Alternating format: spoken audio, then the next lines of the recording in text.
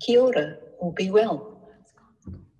When I first came across Miss Cottier, a 19th century bookseller, I did a double take. Miss Cottier? I'd had the impression that the few women involved in the book trade before the 20th century tended to be widows who were continuing their husband's business. So who was Miss Cottier? My initial hunch was that she was a young woman yet to be married off. But no, she was already an established spinster, aged 35 by the time she arrived in New Plymouth in 1874. Born in the United States in 1838, Miss Anne Eliza Cottier spent most of her childhood on the Isle of Man, where her father was a middle-class stonemason. She was fortunate that her family was one that educated daughters, not just sons. In the 1840s, about 50% of females were illiterate in England and Wales. In 1852, her father migrated to the Southern Hemisphere with at least two of his older sons. His wife and the younger children remained in the UK. At this time in Britain, married women could not own property in their own name or control their own earnings. What the financial arrangement was between her parents, if any, is unknown. Miss Cottier was about 14, the legal age for marriage. By age 18, Miss Cottier worked as a servant in a schoolmaster's household. Later still, she worked as a barmaid, which may have given her some retail skills.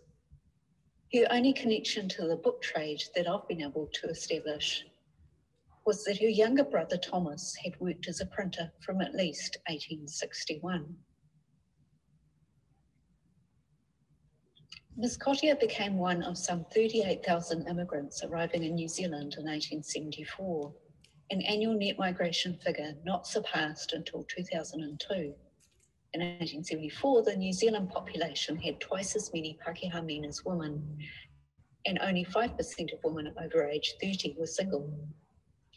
If her goal had been to find a husband, her chances were good. Miss Cottier settled in New Plymouth, joining her father and another brother, but remained single. So why the mass influx to New Zealand? New Zealand had sunk into what became known as the Long Depression.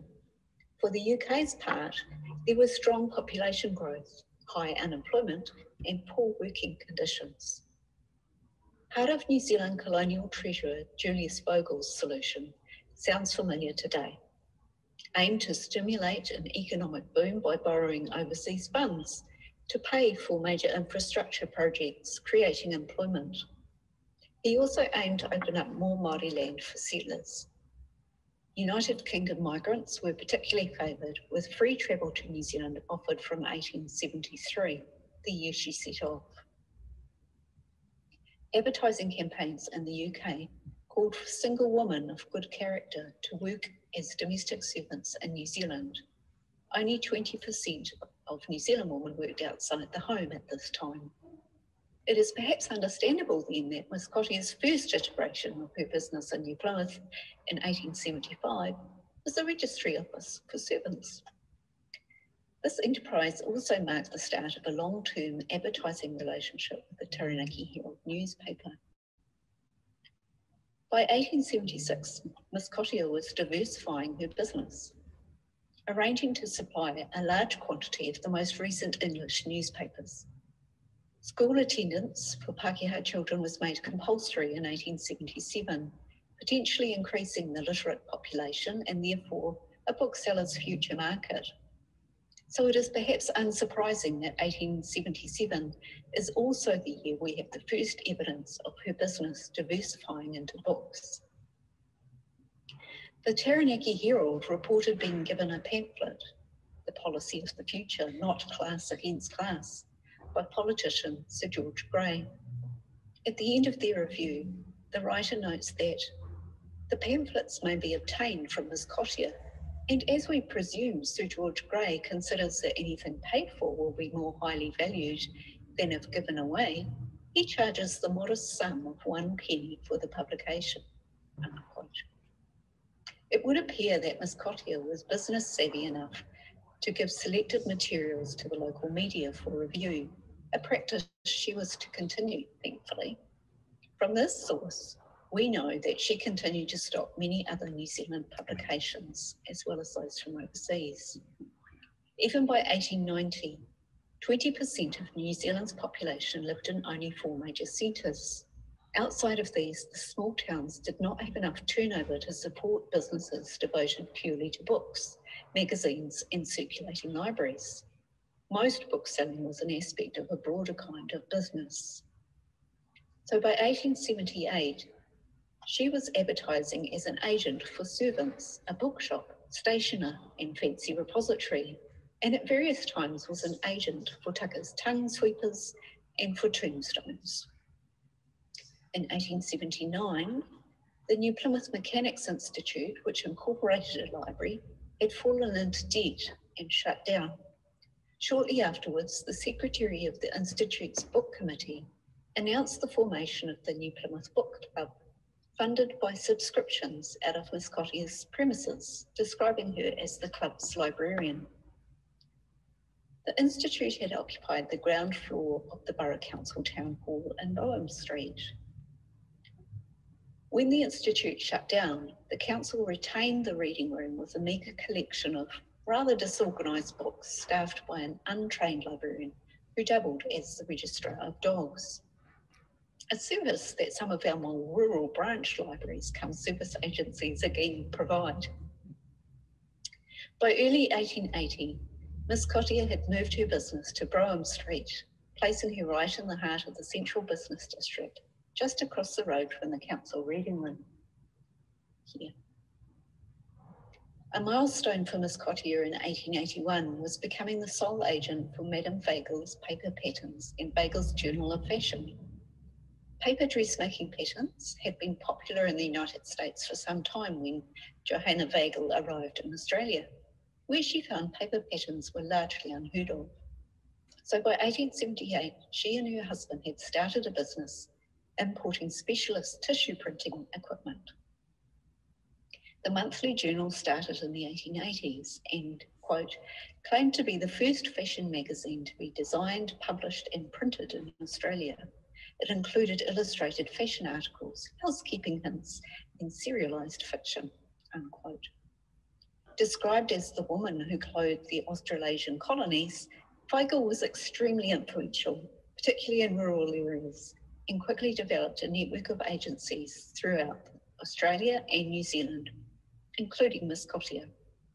Stocking the journals would have proven helpful for informing Miss Cottier's selection of haberdashery stock.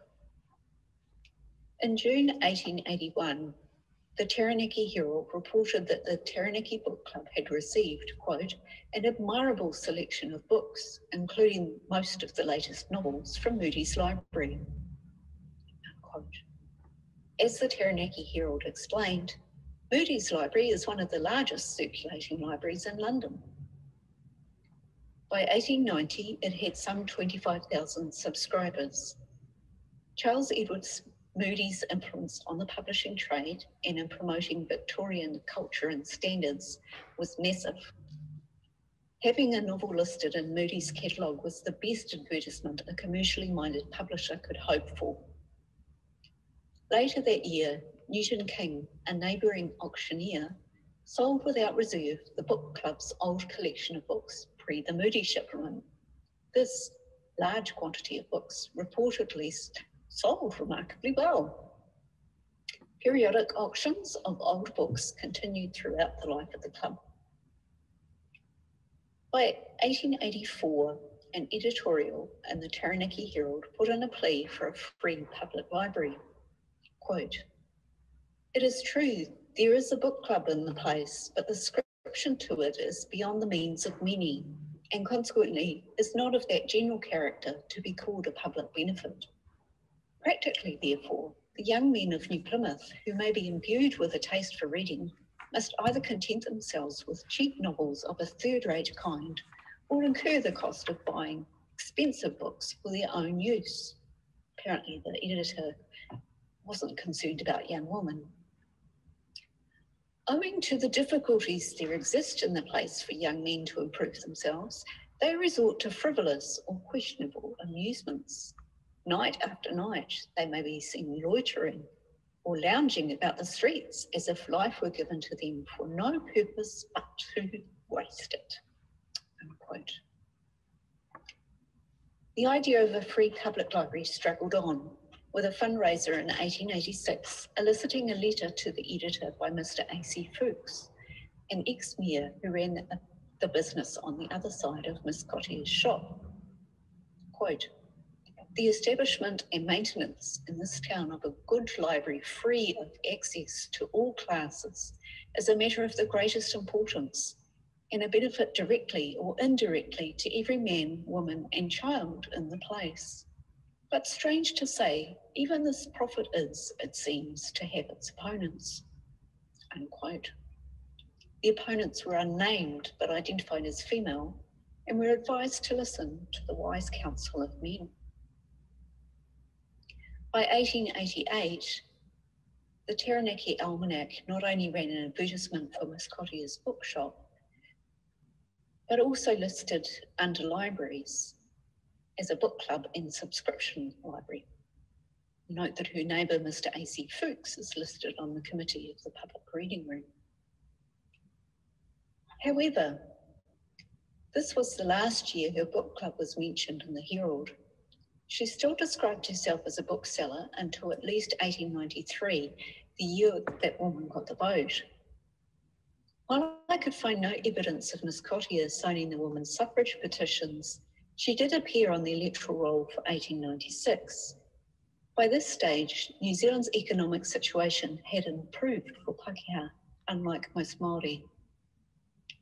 Miss Cottier attended the Anglican Church, St Mary's, but her approach to life was non-denominational, which can't have hurt her business.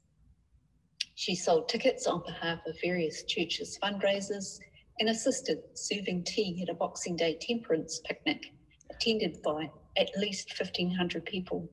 One wonders if her publican brother saw this as disloyal. In 1901, the British and Foreign Bible Society established a depot in Miss Cottier's shop. She acted as agent, selling Bibles not only in English, but Māori, French and German, with a selection of 45 different kinds of type and binding.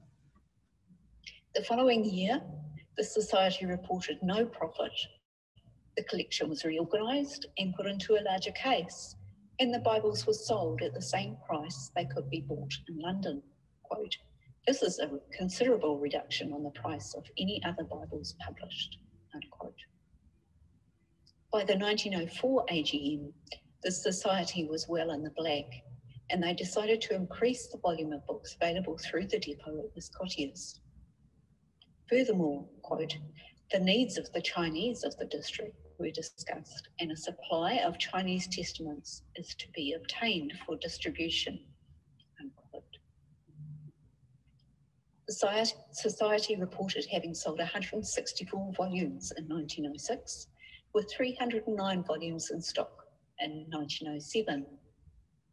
Reverend Osborne remarked on the very efficient and painstaking conduct of the depot and the care of the stock by Miss Cottier. However, this was the last year Miss Cottier advertised the depot in association with her shop, but perhaps she no longer needed to. Miss Cottier's magazine club ran until at least 1902. In 1904, a new circulating library and magazine club was announced in town. For Miss Cottier, fancy goods, toys and novelties gradually squeezed out the mention of publications in her advertisements. Eventually, she was simply described as a storekeeper. Throughout the duration of her business, Miss Cottier regularly donated books for school prize givings and to worthy organisations such as the New Plymouth Hospital, and for many years she coordinated an annual collection for Dr. Bernardo's English orphanages, all of which was helpfully reported by the local newspaper, which of course she also sold. In July 1908, the New Plymouth Carnegie Free Library was finally opened. The following year, Miss Cottier announced to the paper, quote, "To her friends, and numerous customers that she has disposed of her business, unquote, which was renamed the Fancy Depot with no reference to bookselling at all. Miss Cottier had just turned 71 years old and had run her business for 35 years. Just weeks after her retirement, Miss Cottier was off, travelling overseas. Somewhat ironically, just after she left, there was a complaint about the public library in the Taranaki Herald, saying that it charged subscription fees, was poorly used, and held a lot of trashy material. By December 1910, Miss Cottier was back in New Zealand, where she settled down to enjoy her retirement in New Plymouth. She continued to organise funds for Barnardo's. I have not been able to find an image of her, but a newspaper ladies' page in 1911 reported her sounding most elegant at the opening of the New Plymouth Bowling Club's green, wearing a navy coat and skirt with a putty-coloured hat relieved by magenta velvet. In 1914, Miss Cottier died with her estate worth less than £450, about New Zealand $70,000 today. The Taranaki Herald ran a small obituary describing her as another of New Plymouth's old identities, who for many years carried on a fancy goods business. Her life had spanned a period of rapid changes in literacy, the availability of books in New Zealand, and in women's rights and roles. Her shop stood roughly where the bookstop gallery is today, another bookshop selling a sideline or two, and across from New Plymouth District Council's Pukeariki Public Library and Museum, where I work. In the interest of time, I have not covered the relationship with Miss Emily Harris's publications, but if you are interested in this and learning more about Miss Cottier's milieu, take a look at the University of Auckland blog post, which I've indicated on the screen. Thank you.